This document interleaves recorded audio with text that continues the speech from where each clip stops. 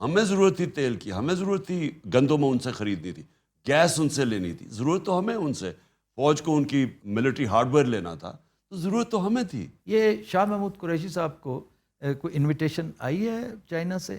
جی، بلکہ ترکی اور چائنا دونوں سے انویٹیشن اچھا، آئی۔ یہ ایک بڑی اہم ڈیولپمنٹ میرا خیال ہے، یہ بھی آپ کے جلسے ولسے دیکھ کے تو نہیں امپریس ہو گئے کہ ایک دم دیکھیے کہ اصل لیڈر تو یہ؟ ان کی ساری ایمبیسیز ہیں یہاں، اور ان کی ایمبیسی سے ان کو پوری رپورٹ جاتی ہے۔ انہوں نے ساری جگہ کوشش کی پیسے پوسے لینے کی۔ شہباز شریف آپ کو پتہ ہے پنجاب سپیڈ سے وہ پھر سپیڈ میں پھرا ساری جگہ پیسے لینے کے لیے، اور کہیں سے اس کو ملا نہیں۔ وہ کیوں نہیں ملا؟ اس لیے نہیں ملا کہ ان ساروں کو پتہ چل گیا کہ جب رجیم چینج ہوئی تو پاکستان کی تاریخ میں کبھی نہیں ہوا کہ لاکھوں لوگ سڑکوں پہ نکلا ہے، ایسا کبھی ہوا ہی نہیں ہے۔ تو ان ساروں کو جب خبریں گئیں تو انہوں نے کہا کوئی بھی اس کو بیک نہیں کرنا چاہتا اس گورنمنٹ کو جس کی پبلک کے اندر پاپولیرٹی نہیں ہے۔ تو یہ بہت بڑی، وہ باہر کی دنیا بھی دیکھتی ہے، اور ان کو پھر لگ رہا ہے کہ کوئی عارضی سیٹ اپ ہے۔ آپ کا ووٹر خان صاحب وہ آپ پر جان نچھاور کرتا ہے، آپ سے بڑی محبت کرتا ہے، لیکن جس انقلاب کی آپ بات کرتے ہیں یہ کہا یہ جاتا ہے کہ وہ اس کے لیے تیار نہیں ہے، وہ اس کی قیمت ہے، کیونکہ انقلاب ایک بڑی خطرناک چیز ہے۔ تبدیلی، ایوولوشن، ریولوشن، یہ مختلف چیزیں ہیں۔ آپ انقلاب مانگتے ہیں، قوم انقلاب کے لیے تیار نہیں۔ دیکھیں کتنی مہنگائی ہوگی، کس قدر ذلت اور رسوائی ہوگی، لیکن کیا آپ ہی کال دیں گے تو یہ باہر آئیں گے؟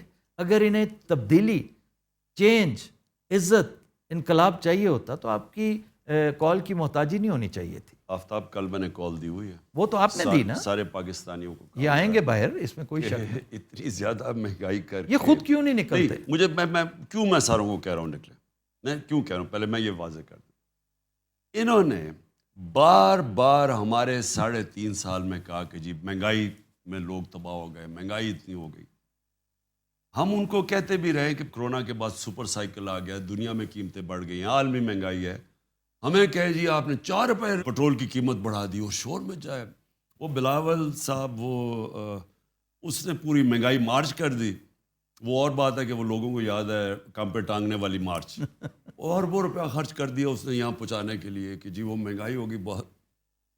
تو ان کا سارا جو وجہ تھی یہ سازش کی، جو انہوں نے پبلکلی ڈکلیئر کی، وہ مہنگائی تھی کہ بہت مہنگائی کر دی۔ ٹھیک جی، انہوں نے جو منہ کھولتا، فضل الرحمان لانگ مارچ آئے تو وہ پہنچ گیا مہنگائی ہے، یہ کہتے ہیں مہنگائی ہے۔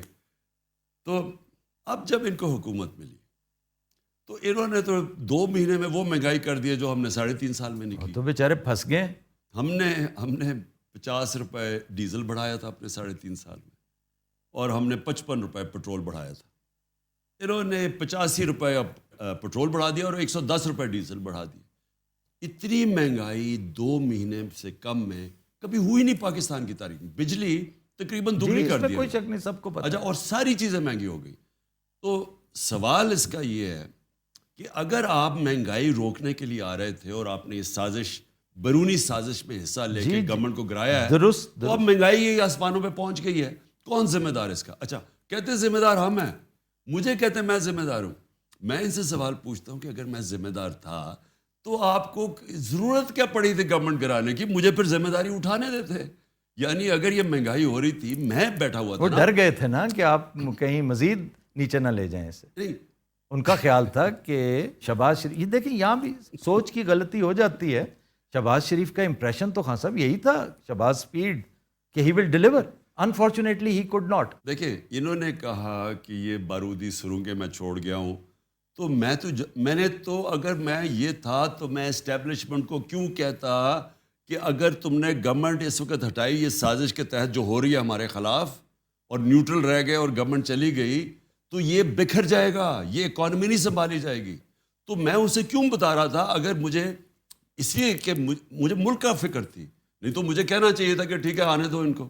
ایک تو میں یہ کہنا چاہتا ہوں کہ یہ مجھے پتا تھا کہ بڑی مشکلوں سے ہم سنبھال رہے ہیں، اور مجھے پتا تھا ان سے نہیں سنبھلنی، کیونکہ شہباز شریف کی جو ساری ڈیولپمنٹ ہوئی ہے نا، وہ صرف اشتہاروں میں ہوتی ہے۔ اشتہار اٹھاتے تھے تو ادھر ایک طرف نواز کی تصویر، ایک طرف شہباز کی، 50 ارب روپے کے اشتہار دے دیے کہ یہ کر دیے، وہ کر دیے، وہ کر دیے۔ تو وہ آج قوم کے سامنے، میں اللہ کا شکر ادا کرتا ہوں، وہ سچ کا خدا ہے، الحق ہے، اس نے سب کے سامنے لے آیا کہ جس وہ 7 بجے صبح اٹھ کے کام پہ پہنچ جاتا شہباز شریف. اب وہ 7 بجے اٹھ کے کام پہ پہنچنے سے اگر ملک ٹھیک ہو جاتا تو بسم اللہ، 7 بجے اٹھ جاتا. میرا مالی 6 بجے اٹھتا صبح شروع ہو جاتا ہے کام کرنے. اگر یہی کرائیٹیرین ہے کہ اس نے ملک ٹھیک کرنا تھا، آج سارے اکنامک انڈیکیٹرز، آج پاکستان کی موڈیز نے ہمیں ڈاؤن گریڈ کر دیا نیگیٹو پہ. آج وابڈا جس پہ ساری ہماری ڈیمز کے پروجیکٹ ڈپینڈ کر رہے ہیں، وابڈا جس کو انٹرنیشنل لونز مل رہے تھے، اس کی کریڈٹ ریٹنگ ڈاؤن گریڈ ہو گئی ہے مائنس، جس کا مطلب اس کو لونز نہیں ملیں گے، جس کا مطلب ہمارا جو 50 سال کے بعد ہم ڈیمز بنا رہے تھے وہ پروجیکٹ خطرے میں چلا گیا. آج جو ہماری انفلیشن ہے، جو مہنگائی ہے، وہ جب لیٹسٹ فگر آئی ہیں یہ تقریباً 30% پہ پہنچ گئی ہے. اور پھر 30% کا مطلب کہ تقریباً لوگوں کی سب چیزیں دگنی ہونے والی ہیں. اور ابھی جو روپیہ گرا ہے، $30 ڈالر مہنگا ہوا ہے.